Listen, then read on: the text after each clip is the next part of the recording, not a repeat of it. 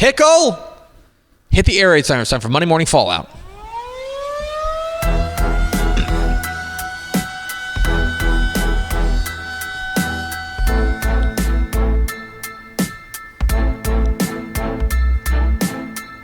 Monday Morning Fallout. When we overreact to the football weekend, and it was a football weekend. It was. That's for dang sure. We'll start with my opening kick. The best week of the season. We can zoom out and call it the best week of the year. As you guys know, we are big fans of Thanksgiving here on Texas Football Today and here at Dave Campbell's Texas Football. We think it's the best holiday of the year. And obviously it comes with family, it comes with good food, and perhaps most notably, it comes with football. And I was thinking about this. I think there's a real argument to be made that Black Friday, stretching into Sale Saturday, is the best 48 hours of the Texas high school football season. Okay? Because on Black Friday, because there's no school, you've got games kicking off at like 10 a.m., stretching all the way until like 7:30 kicks. And then they pick it back up on Saturday, and you've got more high school football games. 88 games scattered across the state. And we knew there were big games coming into the week, and really, it delivered in a huge, huge way. I don't want to go through all of them, but there's a couple of them I want to make sure we mention. Carthage's win over Pleasant Grove is like statement worthy. Mm-hmm. Like, that was Carthage like telling the world, oh, you forgot about us? To go and to dominate them defensively the entirety of the game, and then to pull away with Benny Smith in the backfield late in the second half, and to really, really dominate what had been a great Pleasant Grove team was awfully impressive. We'll talk about the game we called, DeSoto and Willis. If you missed that game, we'd said at the end of the broadcast that if you missed the game and you were just box score scouting, like, you're going to miss the game. Because Willis runs out 14-0. DeSoto scores the next 42. Willis scores the next 21 to make it 42-35 with a chance to get a third down stop and get the ball back. But alas, DeSoto scores the final 13 and wins the game 55-35. I thought that was championship mettle shown by the Eagles in that game. Port Neches goes over Texas High. A gutty, gritty performance from P&G. And the defense, like, Texas High got theirs, but the defense bowed their neck when they needed to and came up with plays. And once again, Jeff Joseph and the Indians are magic in tight ball games. Magic. There were some near misses.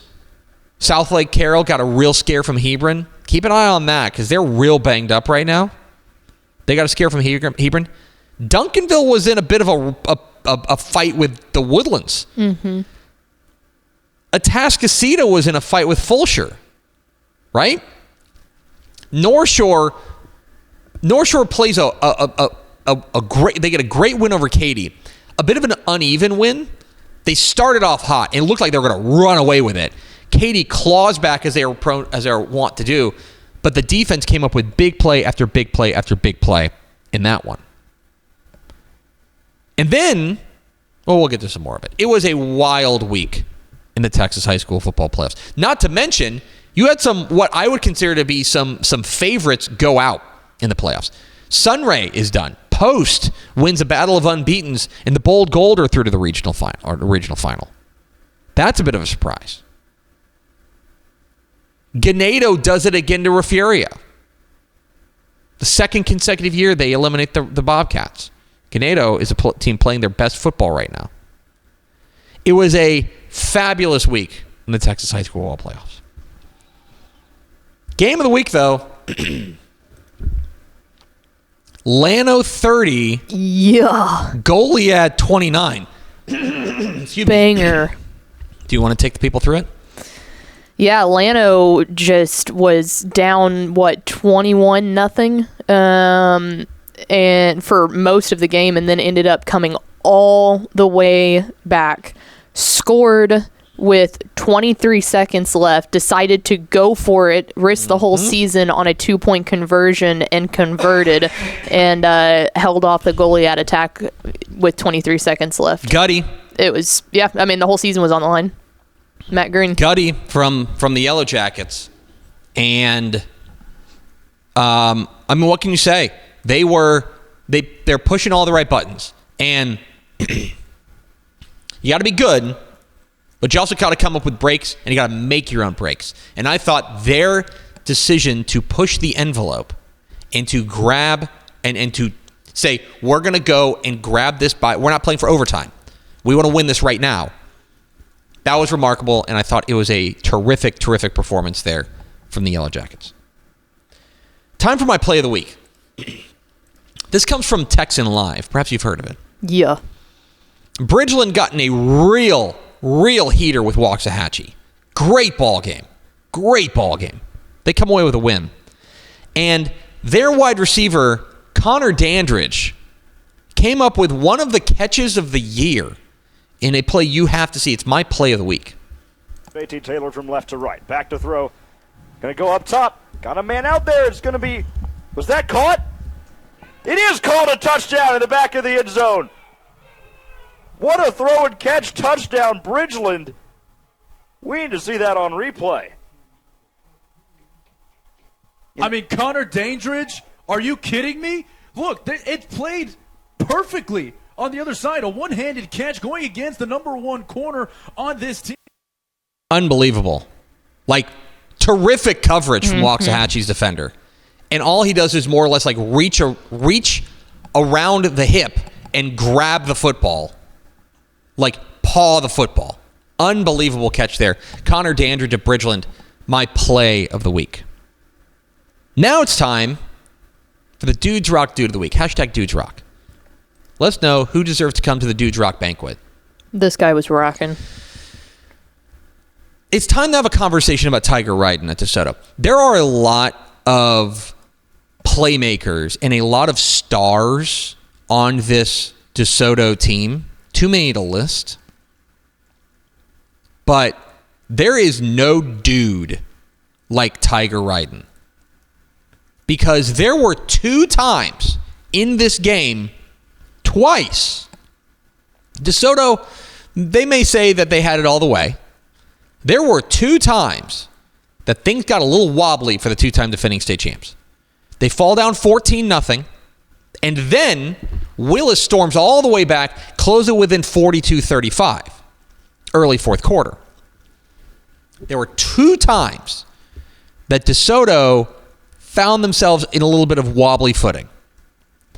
And every time, they just turned and handed the ball off to Tiger Ryden. And he came up absolutely aces in this game. His final stat line, I want to find it. This is worth doing. His final stat line in this game is not going to do him justice because he was so impactful in this. Tiger Ryden carries the ball 36 times for 254 yards and 4 touchdowns. And that, to me, only tells half the story. Yeah. Because a lot of those were third down, gotta have it conversions. I thought he was my dude of the week. I do not think I saw a more impressive player in the regional semifinals than Tiger Ryden at DeSoto. Yeah, I think an animal. I think they went 5 for 6 or 7 for 8 or something like that on third down conversions in that game. And quite literally, I think Tiger was every single one of them. It was insane. They rang up 601 yards total offense. So there's a lot of stars. But Tiger Ryden is the dude on that DeSoto team. Now it's time, back by popular demand. We're so back. The NFL Minute. It's another week in the NFL, the National Football League, if you don't know. And we like to keep we keep on the pulse of what's going on in the NFL. And there's only one person we trust with that kind of responsibility. Our chief NFL insider, my mom.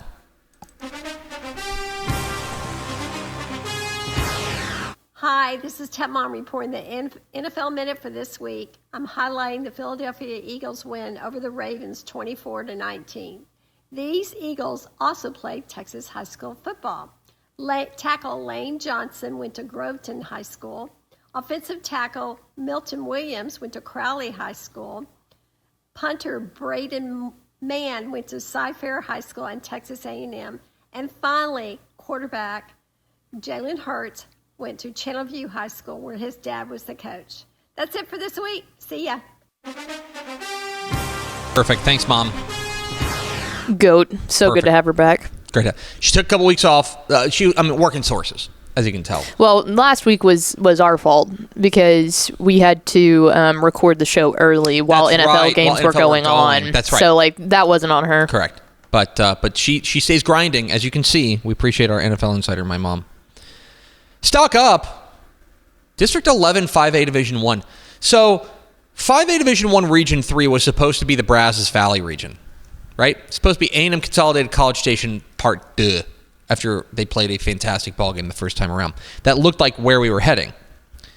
And instead, District 11, 5A Division 1 decided to create their own rematch in the regional final. LaPorte upends A&M Consolidated, previously unbeaten A&M Consolidated, and some people's pick to win it all. And Angleton upends College Station, 35-34. And so now we do have a district rematch in the regional final, just not the district we thought. District 11 5A Division 1. Keep an eye on that. In case you missed it, Ropes 21, Wink 14. Folks, the Eagles of Ropes are in the regional final. Yeah. At 12-1. This is a program that not long ago was playing six-man football. Okay? This is a team that went and they played six-man football from 1999 until 2020. Okay? This is their fifth 11-man football season since of this century. And now they're in a regional final after upsetting Wink, who, by the way, the week before had knocked off Stratford.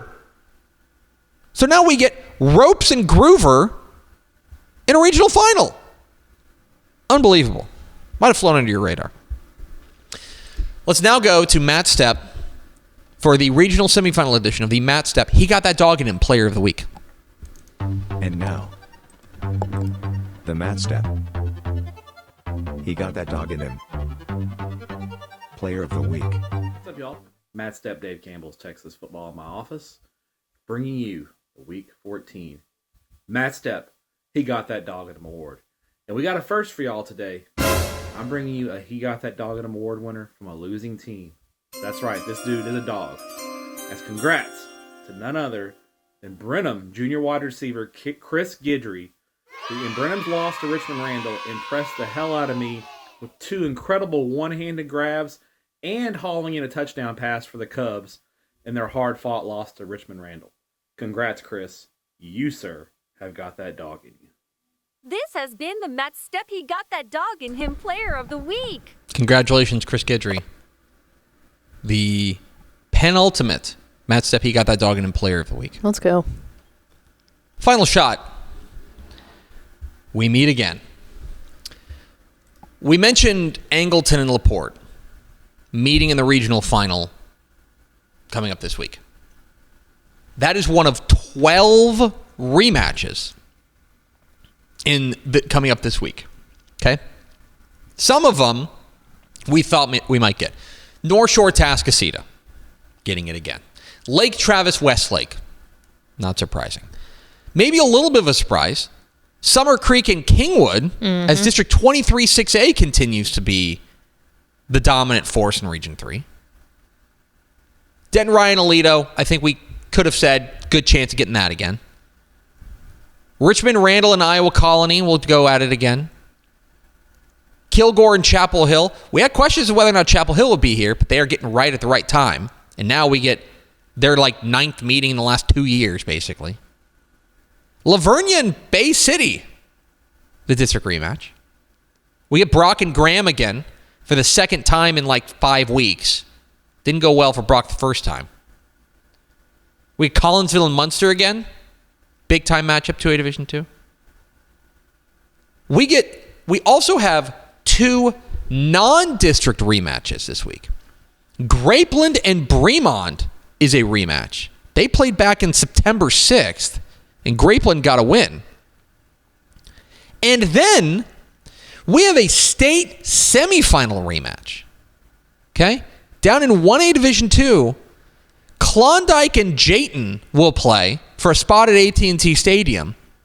They played back on September 6th in non-district. This is when Klondike started the year like 0-700 because they were playing the toughest schedule anyone's ever put together. Yeah, it was insane. It did not go well the first time for Klondike. Jayton won it 50-0, but this is a different Klondike ball club.